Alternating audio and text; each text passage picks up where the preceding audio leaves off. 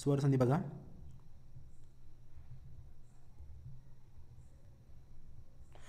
तर स्वर संधी म्हणजे नेमकं काय मित्रांनो, एकमेका शेजारी येणारे जे वर्ण आहेत ते जर स्वर असतील तर त्यास स्वर संधी असे म्हणतात.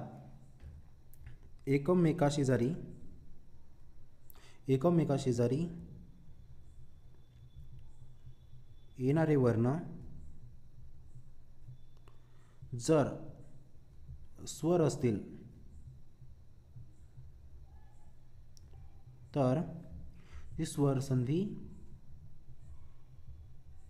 होते. ठीक आहे. तर याचं उदाहरण जर बघायचं झालं आपल्याला स्वर संधीचं, तर बघा उदाहरण, देव अधिक आलय. ठीक आहे. आता याची संधी कशी होणार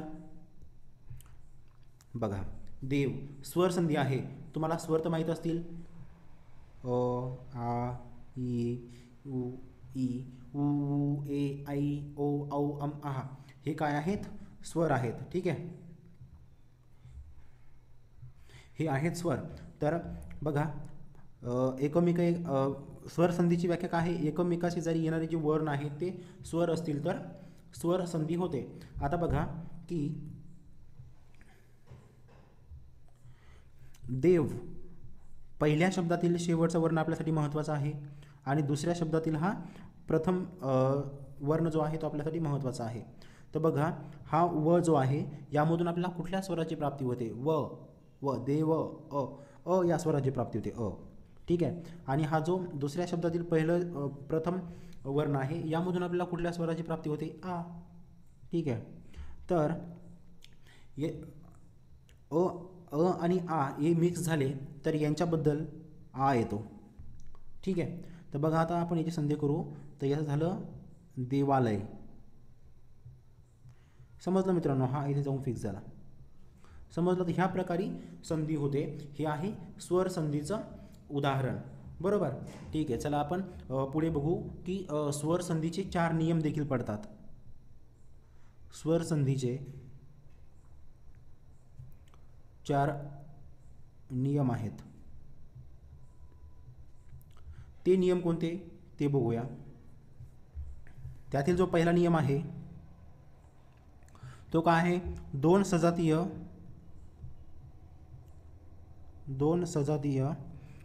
स्वर लागोपाठ आल्यास, दोन सजातीय स्वर लागोपाठ आल्यास या दोन्हीबद्दल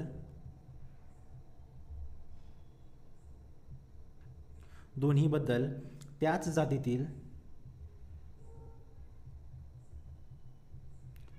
जातीतील दीर्घ स्वर येईल, दीर्घ स्वर येतो.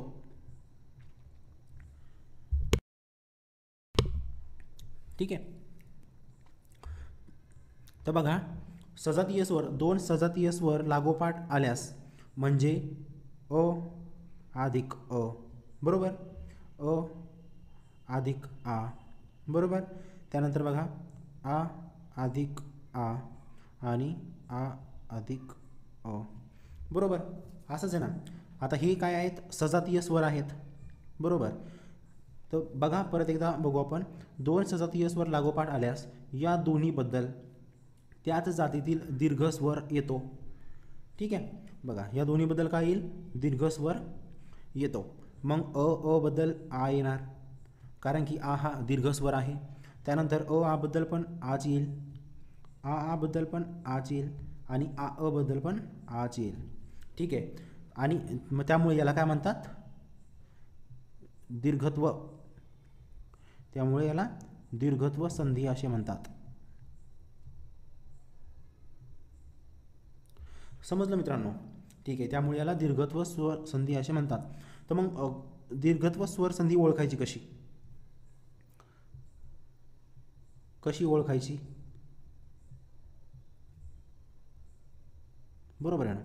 कशी ओळखायची, तर संधी झाल्याच्या नंतर दोन वर्णामध्ये संधी झाल्यानंतर जे काही संधी झालेल्या वर्णाला काना दुसरा सॉरी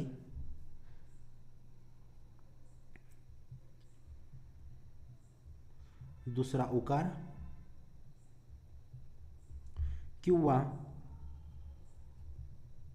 दुसरी वेलांटी असते.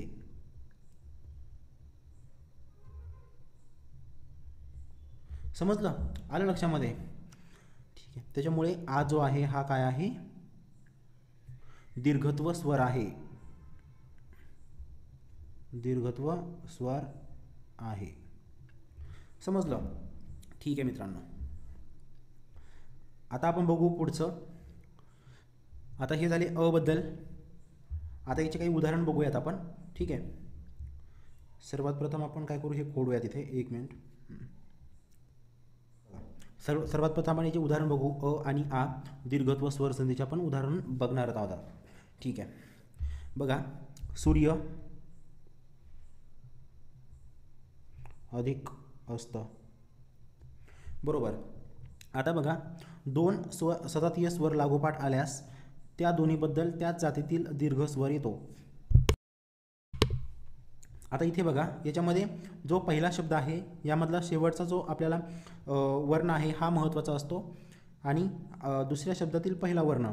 आता बघा, पहिल्या शब्दातील दुसऱ्या वर्णामध्ये आपल्याला कुठला स्वर मिळतो? सूर्य, अ. बरोबर.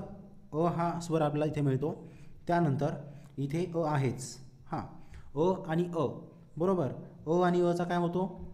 आ होतो, दीर्घ स्वर होतो. बरोबर. आता याची संधी कशी होणार? सूर्यास्त. बरोबर. हा आ इथे जाणार. बरोबर मित्रांनो, समजतंय का तुम्हाला? ठीक आहे. चला पुढचं उदाहरण बघूया आपण. 2 नंबरचं उदाहरण बघूया. मित्र अधिक अन्न. मिष्ट अधिक अन्न. ठीक आहे. आता हे उदाहरण बघा, याच्यामध्ये आपल्याला सेम करायचं आहे. पहिल्या शब्दामधील जो शेवटचा वर्ण आहे यामध्ये आपल्याला कुठला स्वर प्राप्त होईल? बघा, मिष्ट, ष्ट, अ हा स्वर मिळतो आपल्याला यामध्ये सुद्धा. ठीक आहे. आणि अ तर आहे समोर. आता अ आणि अचा दोन एकाच जातीचे स्वर आहेत, यामुळे याच्यामध्ये काय होईल?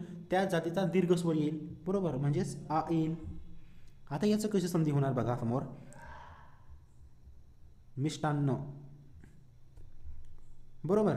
तर हे बघा, इथे मिष्टान्न आ इथे जातो. म्हणजे अशा प्रकारे संधी होते. ठीक आहे. आणि ह्या संधीला काय म्हणतात? ह्या प्रकारची संधी होती याला म्हणतात दीर्घत्व संधी. ठीक आहे. आता बघू आपण तिसरं उदाहरण. बघा, कट अधिक अक्ष. बरोबर. कट अधिक अक्ष. आता याची संधी कशी होणार मित्रांनो? तुम्ही सांगू शकता? तुम्हाला समजले ना? ठीक आहे. बघा, कट. आता ट मध्ये आपल्याला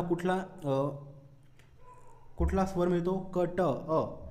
इथे आपल्याला अ मिळतो आणि समोर तर अ आहेच, म्हणून याचा सजातीय स्वर आहेत. म्हणून याच्याच जातीतील आपल्याला दीर्घ स्वर घ्यायचा, म्हणजे आ येईल.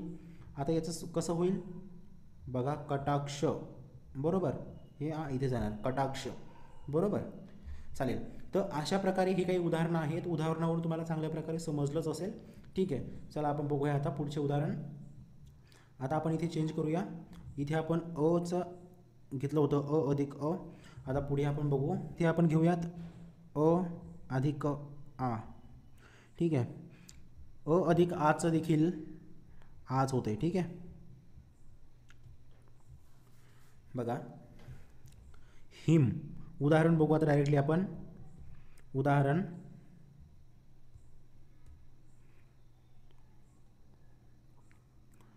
हिम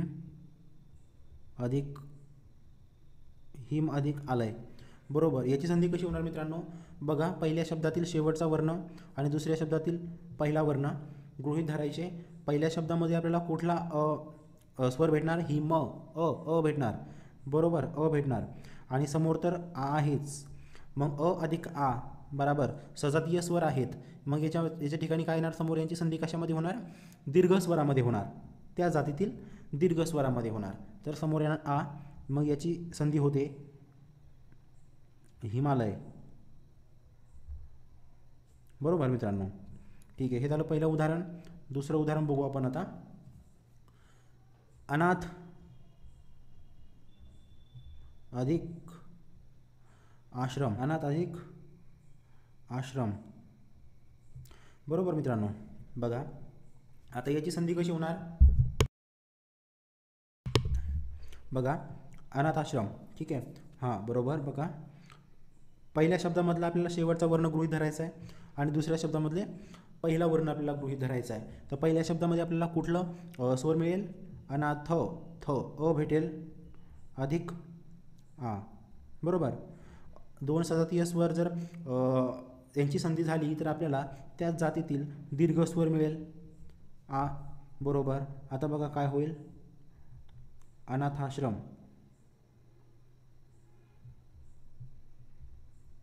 अनाथाश्रम, बरोबर। हा आ इथे जाणार। बघू आपण तिसरं, गोल अधिक आकार,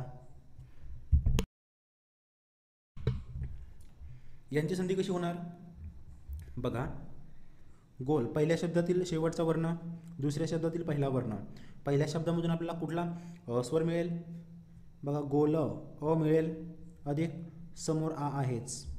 दोन सजातीय स्वराची संधी दीर्घ स्वरामध्ये होईल त्या जातीमध्ये आणि मग शब्द तयार होणार गोलाकार, बरोबर। तर ह्या प्रकारे संधी होते, ठीक आहे। आता बघू चौथा उदाहरण आपण, सिंह अधिक आसन, ठीक आहे मित्रांनो। आता बघा ह्या शब्दाची कशी संधी होणार, सिंह पहिल्या शब्दामधून आपल्याला कुठला स्वर भेटणार, बघा सिंह अ, बरोबर, अधिक आसन आ। दोन सजातीय स्वर आहेत, यांची संधी आपल्याला काय होणार, या संधी झाल्याच्या नंतर आपल्याला त्याच जातीतील दीर्घ स्वर भेटणार म्हणजे आ भेटणार। सिंहासन, सिंहासन, मग असं होणार सिंहासन, सिंहासन, अशा प्रकारे संधी होते, ठीक आहे मित्रांनो, समजलं आपल्याला। चला बघू आपण पुढचा प्रकार,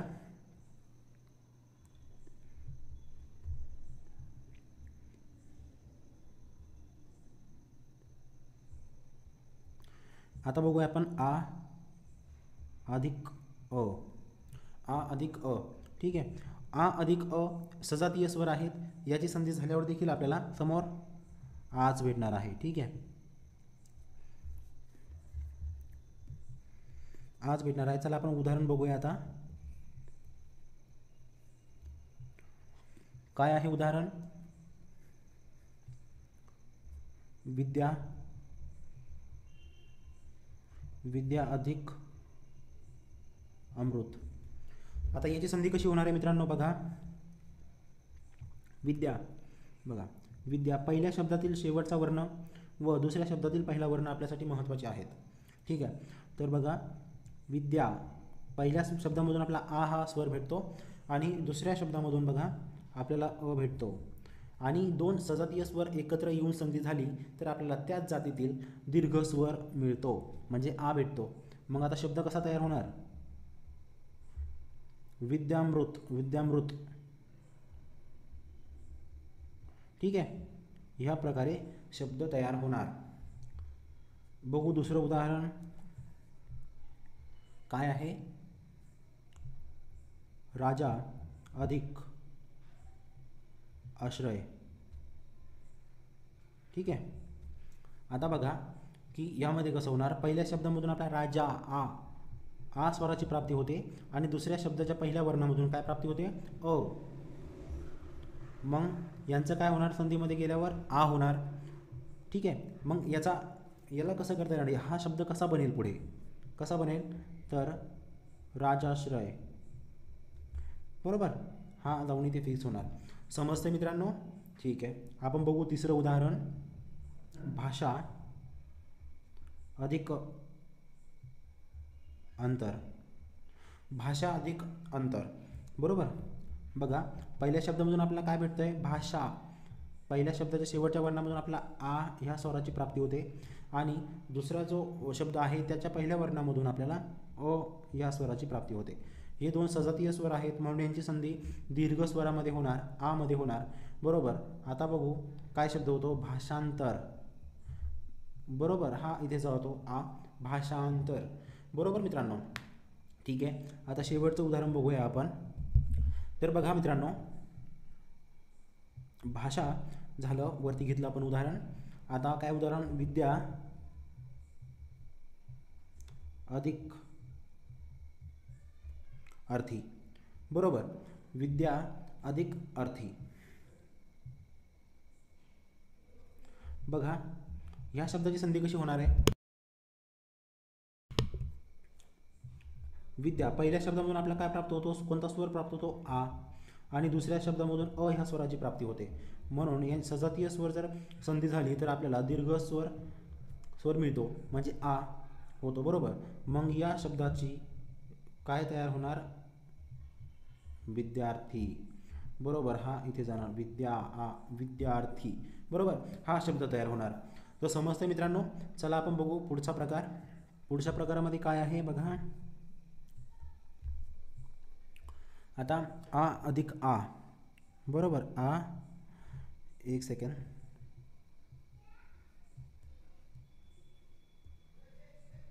आता बघा आ अधिक आ, आची आणि आ या स्वराची संधी झाल्याच्या नंतर आपल्याला काय मिळते, तर यामध्ये देखील आपल्याला आ हाच दीर्घ स्वर मिळतो.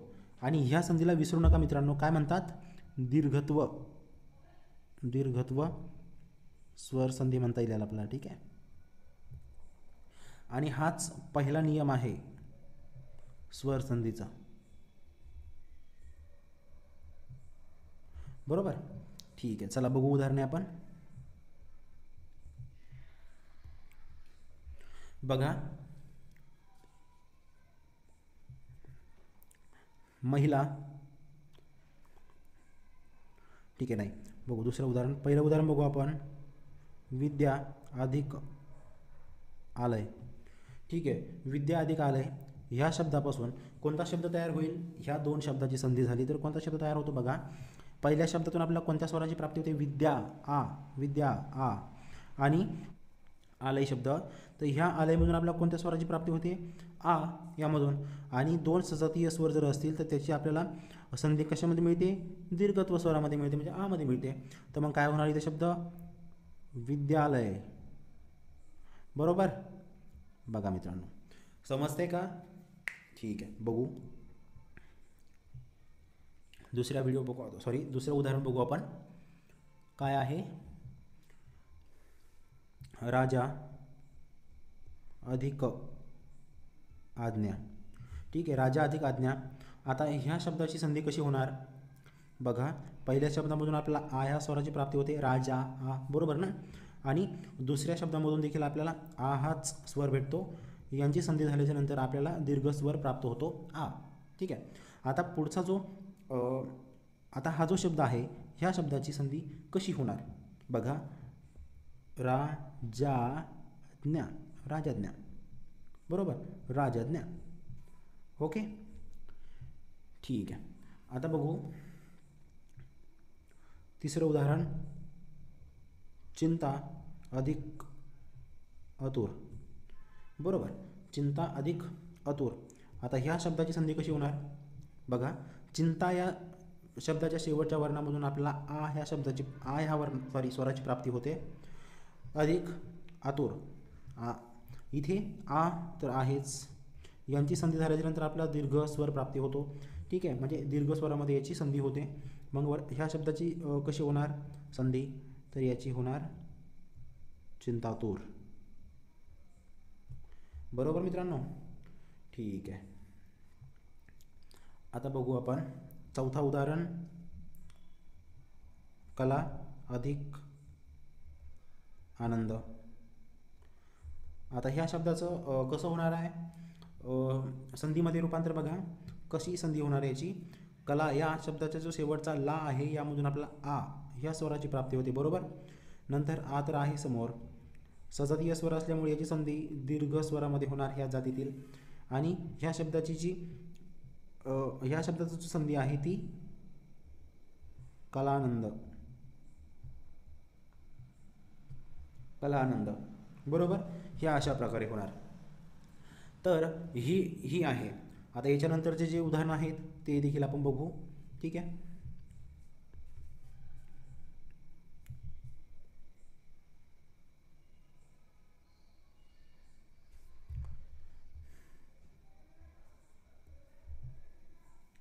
आता बघा, आता आपण आच बघितलंय. आता आपल्याला बघायचं ई. ई अधिक ई. रस्व ई हा जो स्वर आहे, जेव्हा रस्व ई मध्ये मिळेल तेव्हा याची संधी कशी होईल? कशी होईल? पूर्वीसारखंच होणार ना. हा पण स्वरच आहे. बघा, रस्व ई मध्ये जेव्हा रस्व ई स्वर ह्या दोघांची संधी होईल तेव्हा हे काय झाले? दोन सजातीय स्वर आहेत. तर ह्याच जातीतील दीर्घ स्वर येईल, म्हणजे दीर्घ ई इथे येईल, बरोबर. आता याचे उदाहरणं बघू आपण. कोणते उदाहरणं आहे त्याचे? बरोबर. समजते ना मित्रांनो? ठीक आहे. बघा,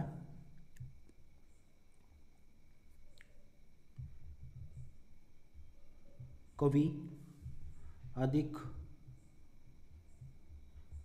अधिक इच्छा. पहिलं उदाहरण आहे कवी अधिक इच्छा. आता ह्या शब्दाचं कसं होणार आहे संधी? चला बघूया. बघा, कवी या शब्दाचा जो शेवटचा वर्ण आहे तो आहे वी. या शब्दापासून आपल्याला कवी ई या स्वराची प्राप्ती होते आणि पहिली वेलांटी असल्यामुळे हा रस्व ई येईल, एवढं लक्षात ठेवा. ठीक आहे. आणि पुढं रस्व ई तर आहेच, इच्छा ह्याच्यामधून आपल्याला ई तर सरळ भेटेलच. ठीक आहे. आता ह्या दोघांचा जेव्हा आपण संधी करू तेव्हा दोन सजातीय स्वराची जेव्हा संधी होते तेव्हा त्याच जातीतील आपल्याला दीर्घ स्वर प्राप्त होतो, म्हणजे दीर्घ ई आपल्याला इथे मिळेल, म्हणजे ह्याची संधी दीर्घ ई मध्ये होईल. तर मग आता वरच्या शब्दाची संधी कशी होईल? बघा, कविच्छा. तुमच्या लक्षात आलंय का? ही दीर्घ ई इथे गेली म्हणून हिची वेलांटी, वीची वेलांटी दुसरी झाली का? दीर्घ झाली वेलांटी. इथं रस्व वेलांटी होती, इथं दीर्घ वेलांटी झाली, कारण की इथं संधी झाल्यामुळे जे दोन रस्व ई मिळून दीर्घ ई तयार झाली संधीमध्ये. त्याच्यामुळे दीर्घ ई असल्यामुळे इथं वेलांटी देखील काय झाली? दीर्घ वेलांटी झाली. ठीक आहे, लक्षात येते ना? चला, आता दुसऱ्या उदाहरणामध्ये तुम्हाला जास्त लक्षात येईल. बघा,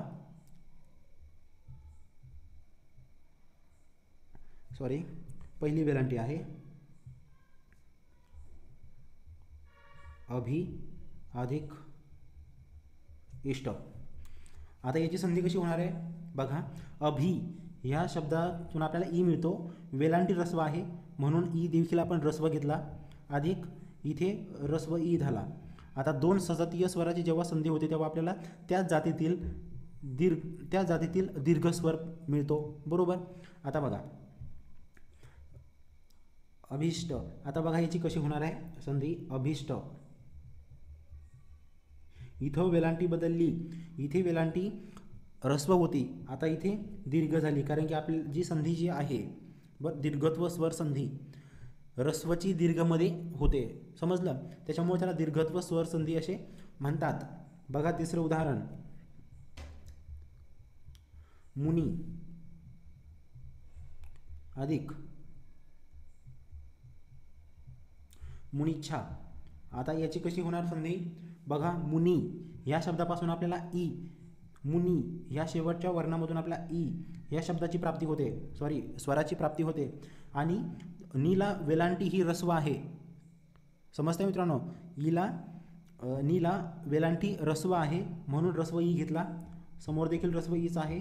ह्या दोघांची संधी दीर्घ ई मध्ये होते, बरोबर. आता याची कसं होणार? बघा, मुनिच्छा असा शब्द तयार होणार, बरोबर. वेलांटी बदलली, इथं रस्व होती, इथं दीर्घ झाली, कारण की दोन सजातीय स्वर एकत्र आले तर त्यांची जी संधी आहे ती त्याच जातीतील दीर्घ स्वरामध्ये होते. तर हा नियम आहे आणि हा नियम आहे दीर्घत्व स्वर संधी. ओके, चल आता बघू आपण ई अधिक दीर्घ ई, बरोबर. दीर्घ ई अधिक ई आणि दीर्घ ई अधिक दीर्घ ई. आता बघू आपण, हे बघा दोन सजातीय स्वर आहेत, तर यांची संधी होणार आहे दीर्घ स्वर संधीमध्येच. दीर्घ त्याच जातीतील दीर्घ स्वरामध्ये होईल, याची देखील दीर्घ स्वरामध्ये होईल, याची देखील दीर्घ स्वरामध्ये होईल. बरोबर. आता याचं उदाहरण घेतो तुम्हाला समजण्यासाठी. उदाहरण बघा,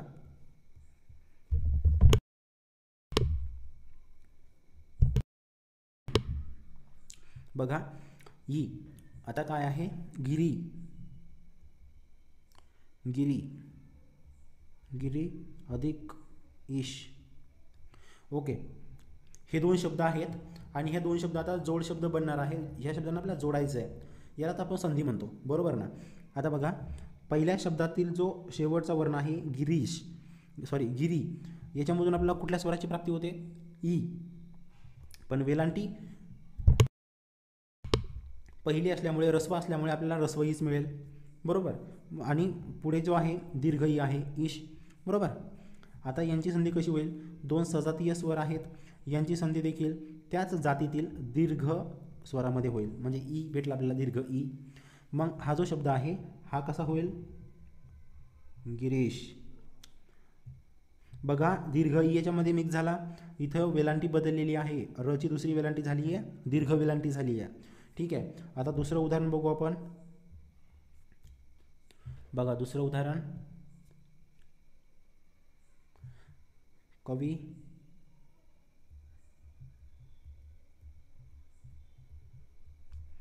कवीश्वर. ठीक आहे.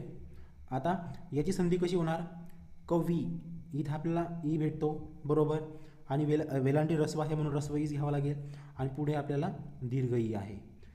दोन सजातीय स्वर एकमेकात मिसळले की आपल्याला त्याची संधी दीर्घ स्वरामध्ये, त्याच जातीतील दीर्घ स्वरामध्ये मिळते, बरोबर. आता याची कशी होणार, कवीश्वर, कवीश्वर, कवीश्वर, बरोबर. बघा, वेलांटी दीर्घ झालेली आहे कारण की संधी दीर्घमध्ये झालेली आहे, बरोबर. समजतं का मित्रांनो तुम्हाला? ओके, चला बघू आपण पुढचे याचे. आता याचे उदाहरण बघू आपण, दीर्घ ईचे आणि रस्व ईचे काय उदाहरणं असतील. बघा, रवी अधिक इंद्र, रवी अधिक इंद्र. आता याची संधी कशी होणार आहे, बघा, रवी ई, रवी, वी पासून आपल्याला ईची प्राप्ती होते, ई या स्वराची, परंतु वेलांटी दीर्घ आहे म्हणून आपल्याला दीर्घ ई घ्यावं लागणार, बरोबर. त्यामुळं, आणि समोरचा जो ई आहे हा रस्व ई आहे. दोन सजातीय स्वराची संधी त्याच जातीतील दीर्घ स्वरामध्ये होते, बरोबर, म्हणून आपल्याला इथे दीर्घ ई भेटणार. आता याची संधी कशी होणार, रवींद्र, बरोबर. इथेही दीर्घ वेलांटी होती त्याच्यामुळे इथेही दीर्घ वेलांटी आली, इथे लक्षात घ्या, समजलं ना. इथे दीर्घ ई आहे त्याच्यामुळे वेलांटी जशीच्या तशी राहिली, बरोबर ना. आता बघू आपण दुसरा उदाहरण बघू, मही अधिक इंद्र. आता याचं कसं होणार संधी, बघा, पहिल्या शब्दातून आपल्याला काय भेटलं आहे, मही, ई भेटला आहे, पण वेलांटी दीर्घ आहे म्हणून दीर्घ ई घ्यावा लागेल, आणि समोरचा रस्व ई आहे, बरोबर.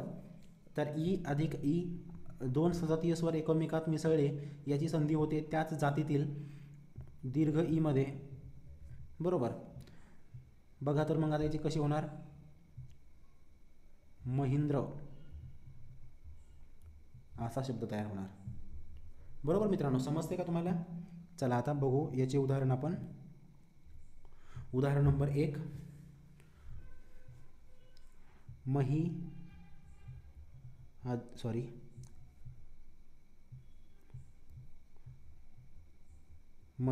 अधिक ईश. ओके, बघा, आता याची संधी कशी होणार, मही, ही पासून आपल्याला ई या स्वराची प्राप्ती होते आणि दीर्घ वेलांटी आहे म्हणून दीर्घ ई घ्यायचा, आणि समोर देखील आपल्याला दीर्घ ईच दिलेला आहे, बरोबर, दीर्घ ईच दिलेला आहे. तर दोन सजातीय स्वर जर एकत्र आले, यांची संधी झाली, तर त्याच जातीतील आपल्याला दीर्घस्वर मिळतो.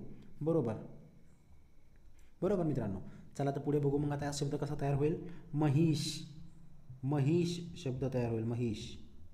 ठीक आहे. आता बरेचसे विद्यार्थी जर विचारण्यात आला हा परीक्षेमध्ये प्रश्न, तर महेश लिहितील, पण व्यवस्थित इथे ई आहे, वेलांटी आहे, इथे मही आहे, हे लक्षात ठेवायचं.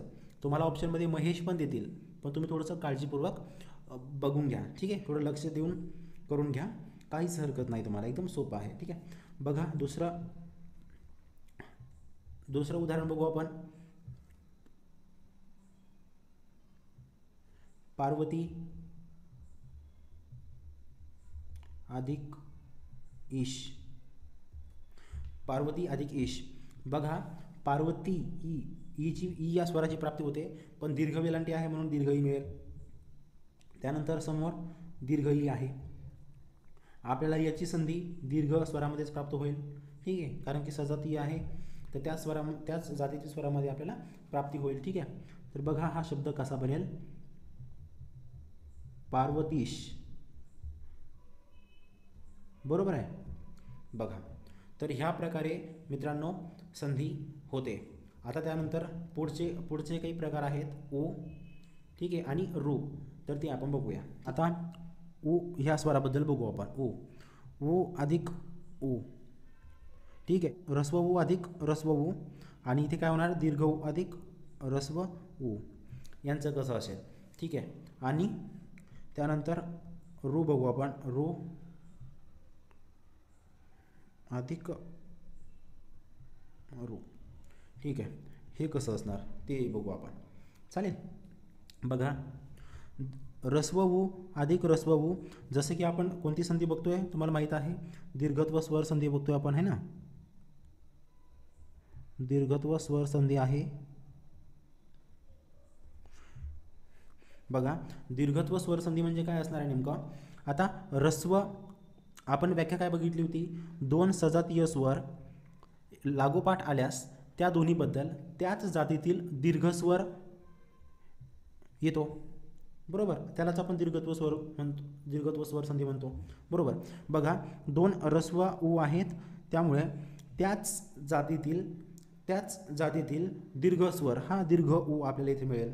बरोबर. इथे देखील आपल्याला त्याच होईल. दोन सजातीय स्वर आहेत, तर त्याच जातीतील आपल्याला दीर्घस्वर संधीमध्ये मिळेल. इथे देखील बघा रू आणि रू आहे, सजातीय स्वर आहेत, तर याच्या ठिकाणी आपल्याला काय होईल? याच्या ठिकाणी देखील आपल्याला रूच मिळणार आहे. समजलं? तर बघा आता याचे उदाहरण बघू आपण. उदाहरण पहिलं ऊचं. गुरु अधिक उपदेश. गुरु अधिक उपदेश. बरोबर. बघा तर पहिल्या शब्दामधला शेवटचा वर्ण व दुसऱ्या शब्दामधील सुरुवातीचा वर्ण हे आपल्याला काय घ्यावं लागतं? लक्षात घ्यावे लागतात, आणि त्यापासून आपल्याला कुठले स्वर प्राप्त होतात ते आपण बघू. बघा गुरु हा पहिला शब्द आहे. गुरु ॲक्च्युली इथे पहिला उकार आहे. बरं, इथे दुसरा झाला चुकून माझ्याकडून, पण इथं गुरुला पहिला उकार आहे. तर बघा गुरु, तर इथे पहिला उकार असल्यामुळं ऊ आपल्याला भेटणार आहे, ऱ्हस्व ऊ. त्यानंतर पुढे देखील उपदेश ऱ्हस्व ऊच आहे.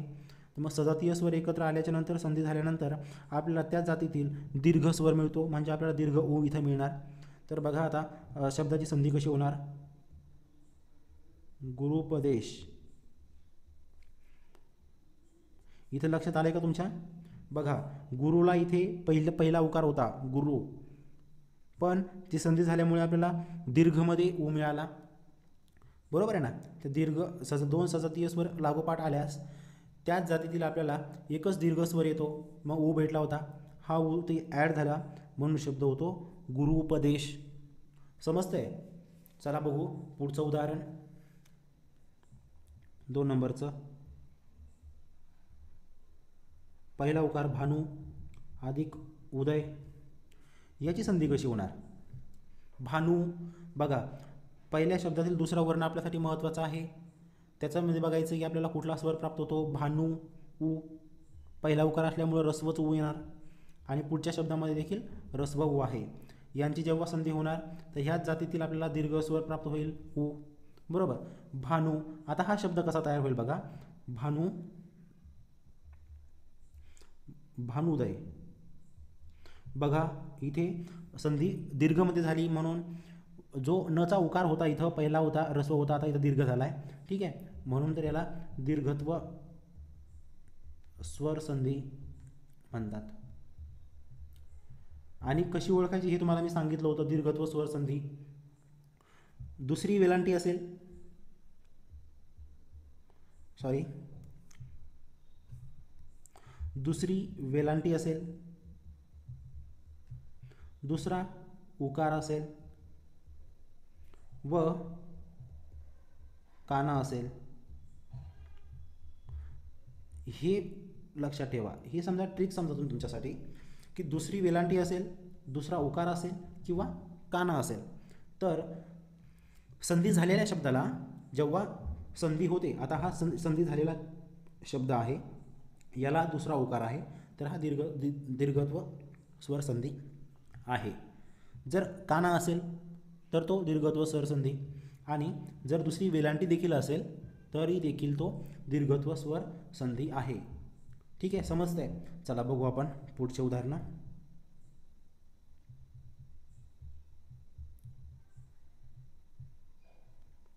बघा,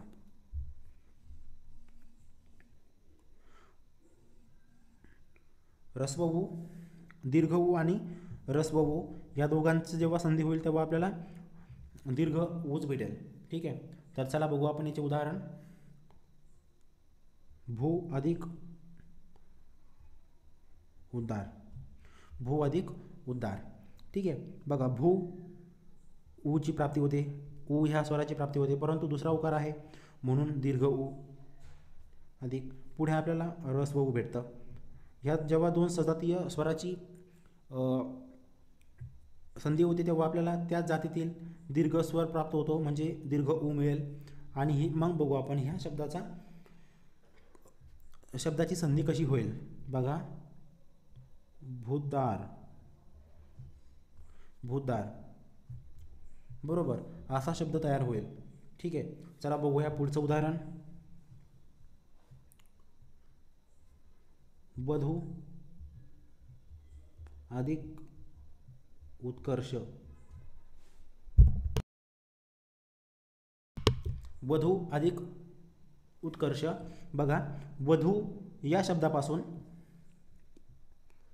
बघा वधू, वधू धू ऊ, ऊ या स्वराची प्राप्ती होते, परंतु दुसरा उकार आहे म्हणून दीर्घ ऊ भेटतो आणि समोर आपल्याला ऱ्हस्व ऊ आहे. बघा दोन सजातीय स्वराची संधी झाल्याच्या नंतर आपल्याला त्या जातीतील दीर्घ स्वरामध्ये संधी मिळते, म्हणजे आपल्याला दीर्घ ऊ मिळणार इथे.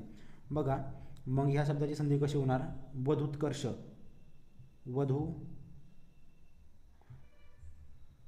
वधूत्कर्ष. समजलं मित्रांनो, वधूत्कर्ष. बघू आपण आता पुढचा र रू. ठीक आहे, बघा मातृ अधिक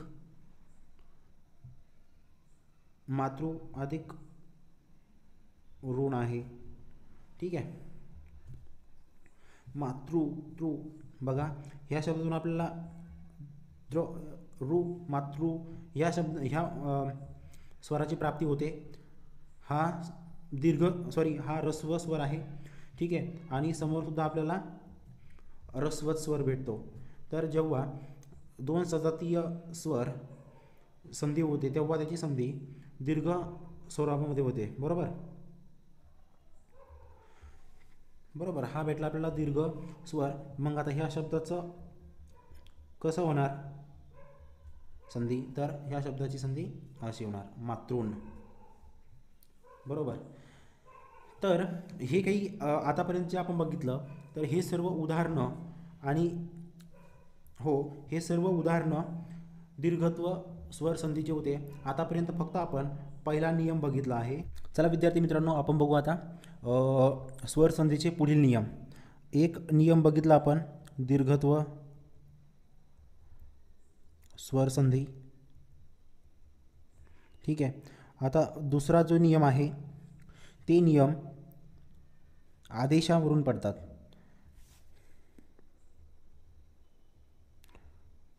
आदेशावरून पडतात. म्हणजे एखाद्या व्यक्तीचा आदेश नाही आहे इथे.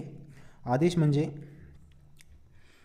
संधी होताना, आदेश म्हणजे काय मित्रांनो, संधी होताना एका वर्णाच्या जागी दुसरा वर्ण येतो म्हणजेच बदलतो, याला आदेश म्हणतात. ठीक आहे. तर आदेशाप्रमाणे जर पहिलं म्हटलं तर गुणादेश हा एक येतो. त्यानंतर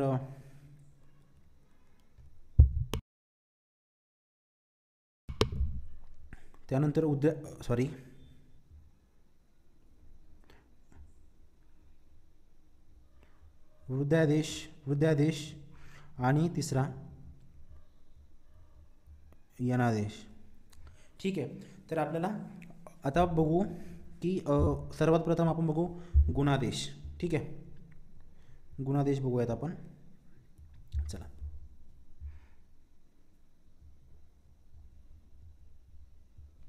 गुणादेश म्हणजे काय? आदेश म्हणजे तुम्हाला समजलं मित्रांनो काय? संधी होताना एका वर्णाच्या जागी. आदेश म्हणजे काय? एका वर्णाच्या जागी दुसरा वर्ण येतो,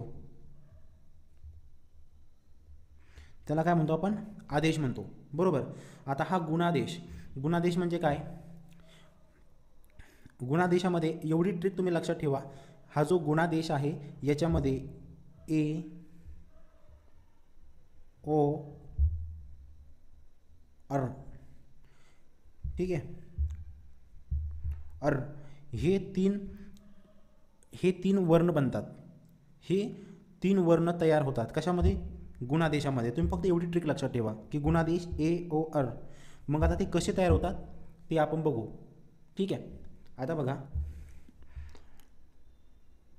ई अधिक अ, सॉरी,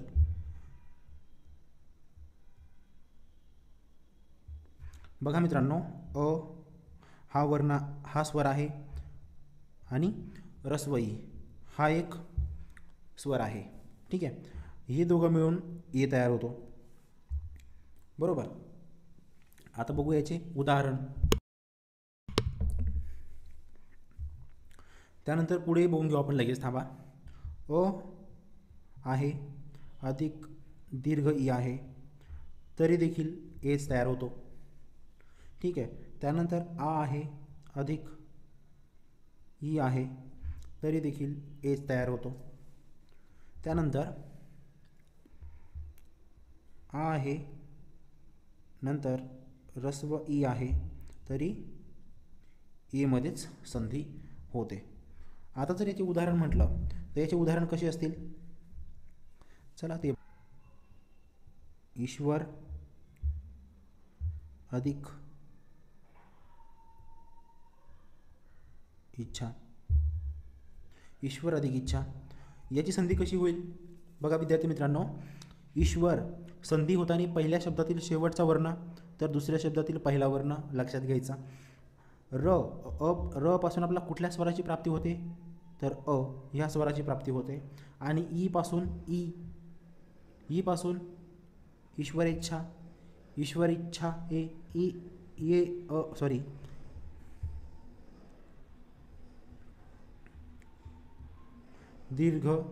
ऱ्हस्व ई याची संधी झाल्याच्या नंतर आपल्याला ए मध्ये संधी होते. अ आणि ई ची संधी ए मध्ये होते.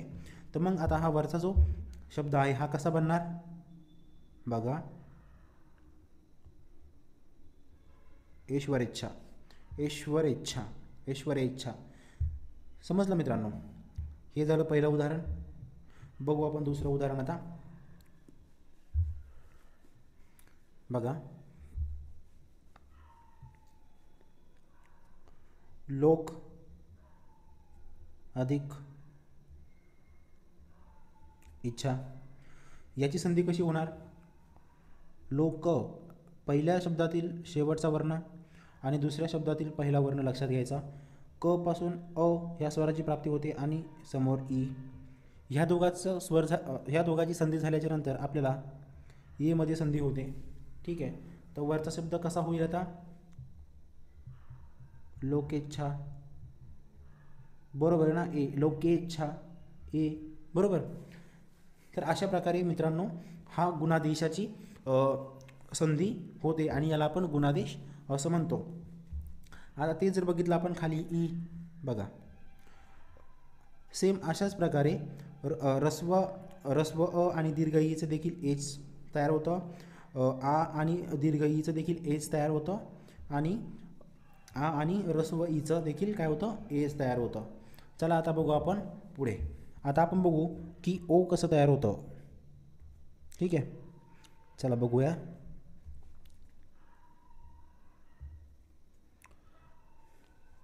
अ अधिक उ, अ अधिक रस्व उ काय तयार होतं? ओ, बरोबर. आता इथे तुम्ही लक्ष दिलंय का? अ आणि उ हे कोण आहेत? विजातीय स्वर आहेत. ओके, पण याच्या ठिकाणी ह्याच जातीतला स्वर न येता, ह्या दोघातील जातीतील स्वर न येता एक वेगळाच वर्ण तयार झालेला आहे, बरोबर. म्हणून याला काय म्हणतात? गुणादेश असं म्हणतात किंवा आदेश असं म्हणतात, बरोबर. तर बघा अ अधिक उ ओ झालेला आहे. तर याचं उदाहरण आपल्याला कसं बघता येईल? बघा उदाहरण बघूया आपण याचे. एक अधिक ऊन, एक अधिक ऊन, ऊन इथं दीर्घ नाही येणार. थांबा, दुसरं उदाहरण घेऊ आपण.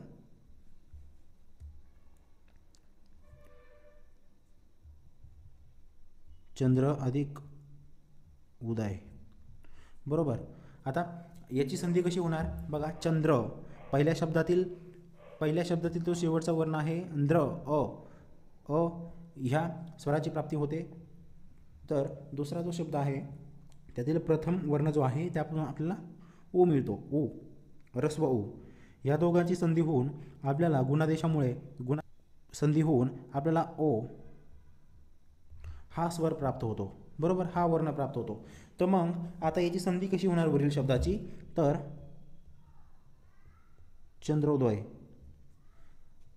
चंद्रोदय, बरोबर. आलं लक्षात मित्रांनो? हे झालं पहिलं उदाहरण. आता बघू आपण दुसरं उदाहरण काय होतं ते.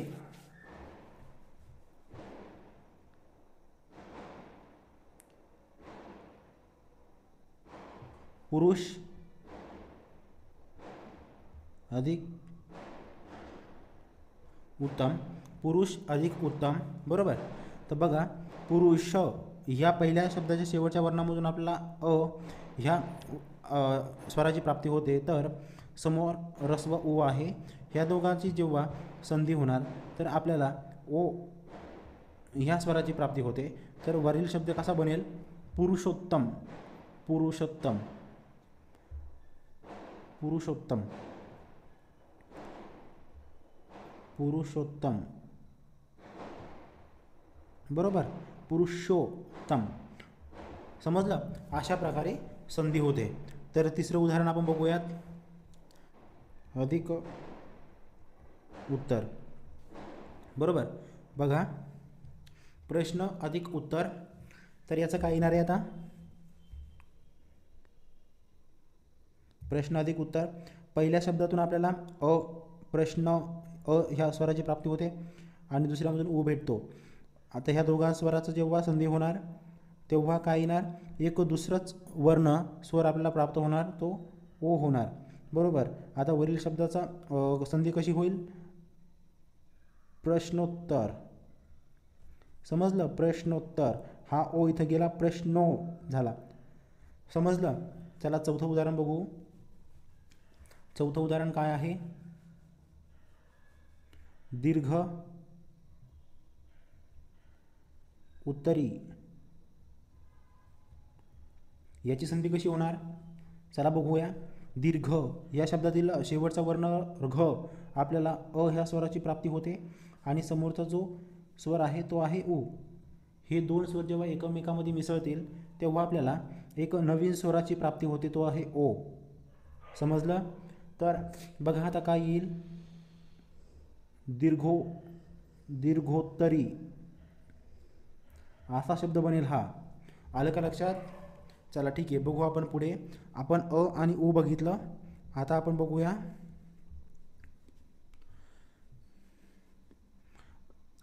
आपण अ आणि दीर्घ ऊ.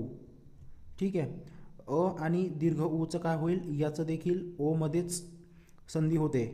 ठीक आहे, चला बघू उदाहरण यांचे काय. तर बघा उदाहरण काय घेता येईल आपल्याला. एक अधिक ऊन. बघा पहिलं उदाहरण आहे एक अधिक ऊन. एक पहिल्या शब्दाच्या शेवटच्या वर्णामधून आपल्याला अ ह्या स्वराची प्राप्ती होते. माफ करा, समजत नाही आहे, सॉरी हां. बघा अ, ठीक आहे, अ ह्या स्वराची प्राप्ती होते. तर दुसऱ्यामधून आपल्याला उ, दीर्घ उ हा स्वर मिळतो. बरोबर. तर यांची जेव्हा संधी होईल तेव्हा एक नवीन स्वर मिळेल आपल्याला, जो ओ, सॉरी औ नाही आहे, ओ आहे.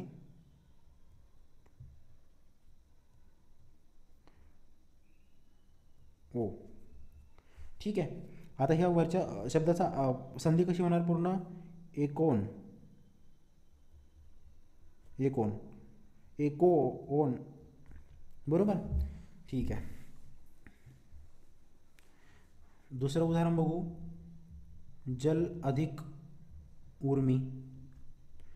बरोबर, जल अधिक उर्मी. बघा जल पहिल्या शब्दाच्या शेवटच्या वर्णामधून आपल्याला जल अ स्वराची प्राप्ती होते. आणि दुसरा जो आहे हा दीर्घ उ आहे. अ आणि उ यांची जेव्हा संधी होईल तेव्हा आपल्याला नवीन संधी होते आणि एक नवीन स्वर मिळतो, नवीन वर्ण मिळतो ओ. तर मग ह्या शब्दाची कशी होईल संधी. जल और मी, सॉरी,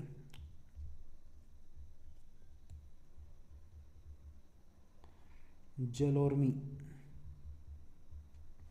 जलो. समजलं मित्रांनो, जलो इथे. ठीक आहे, जलोर्मी. तर असा शब्द तयार होतो. आता हे आपण बघितलं. त्यापुढे बघा आ अधिक ऊ जो आहे याचा देखील ओच होतो. तुम्हाला सांगून देतो मी, थांबा बघूया आपण. आ अधिक दीर्घ ऊ याचा देखील ओच होतो. आणि आ अधिक त्याचा रस्व ऊ याचा देखील ओच होतो. ठीक आहे, तर अशा प्रकारे हा गुणादेश आहे. आता पुढचा पाठ बघूया आपण. ई बघितला आपण कसा तयार होतो. त्यानंतर ओ बघितला आपण कसा तयार होतो. आणि अर कसा तयार होतो. ठीक आहे, तर अर जो आहे अ अधिक अची आणि रू या स्वराची जेव्हा संधी होते तेव्हा अर तयार होते. बरोबर. आणि आ आणि रू या स्वरांची जेव्हा संधी होते तेव्हा देखील अर तयार होते.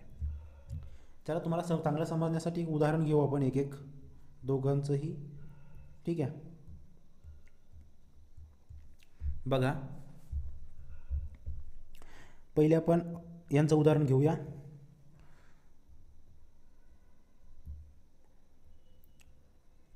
सप्त अधिक ऋषी.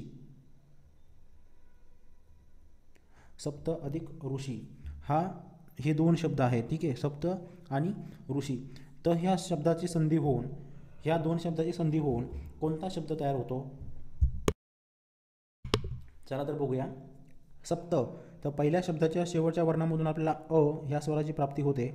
तर र पासून रू भेटतो. आणि ह्या दोघांचं अ आणि रूची संधी झाल्यावर आपल्याला अर भेटतं. अर. बरोबर.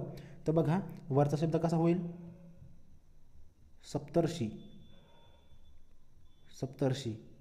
बरोबर. आलं लक्षात. हे झालं पहिलं उदाहरण. आता बघू आपण दुसरं उदाहरण. देव आणि ऋषी असे दोन शब्द आहेत. तर ह्या दोन शब्दापासून दोन शब्दाची संधी होऊन कोणता एकच शब्द तयार होतो ती आपण बघूया. बघा देव या शब्दाचा जो शेवटचा वर्ण आहे व, यापासून आपल्याला अ या स्वराची प्राप्ती होते, तर दुसऱ्यापासून रू. बरोबर. जेव्हा अ आणि रू ह्या दोघांची संधी होते तर तेव्हा आपल्याला अर हा स्वर मिळतो. ठीक आहे, हे वर्ण मिळते. तर मग बघू आता की हे दोन देव आणि ऋषी ह्या शब्दाची संधी कशी होते. बघा, देवर्षी, देवश्री, देवश्री, देवर्षी. ओके, देवर्षी, वर्षी, देवर्षी. ठीक आहे, तर अशा प्रकारे याची संधी होते. चला आपण पुढचं हे बघूया. आ अधिक रू यांची देखील संधी झाली तर अर असं येतं. तर उदाहरण आपण बघूया. राजा अधिक ऋषी, राजा अधिक ऋषी. ठीक आहे, बघा यांची संधी कशी होईल. राजा या शेवटचा जो वर्ण आहे, पहिल्या शब्दाचा शेवटचा वर्ण आहे, त्यापासून आपल्याला आ या स्वराची प्राप्ती होते. तर रू पासून रू, दुसऱ्या शब्दाच्या पहिल्या वर्णापासून आपल्याला रू ह्या स्वराची प्राप्ती होते. आ आणि रू ह्या दोघांचं मिळून होतं अर. बरोबर. आता बघूया आपण की याची संधी कशी होईल राजा आणि ऋषी या शब्दाची. बघा, राजर्षी, राजर्षी. ठीक आहे, राजर्षी, राजर्षी, राजर्षी. अशा प्रकारे याची संधी होईल. चला बघू दुसरं उदाहरण. महा अधिक ऋषी. बरोबर, महा अधिक ऋषी. आता ह्या शब्दाची संधी कशी होणार. बघा, पहिल्या शब्दाचा जो शेवटचा जो वर्ण आहे आपल्याला आ ह्या स्वराची प्राप्ती होते. दुसऱ्या शब्दांमधून पहिला जो वर्ण आहे त्याच्या आपल्याला रू मिळतं. या दोघांची संधी झाली तर आपला अर हे नवीन वर्ण मिळतो. बरोबर. तर आता याची बघू की महा आणि ऋषी या शब्दाची संधी कशी होते आणि कोणता शब्द आपल्याला प्राप्त होतो. महर्षी, महर्षी हा शब्द आपल्याला मिळतो. महर्षी. ठीक आहे मित्रांनो, तर हे बघितलं आपण पूर्ण गुणादेशच्या संदर्भात ती कसं ए, ओ, अर हे आपल्याला प्राप्त होतं आणि कसं त्यामुळे संधी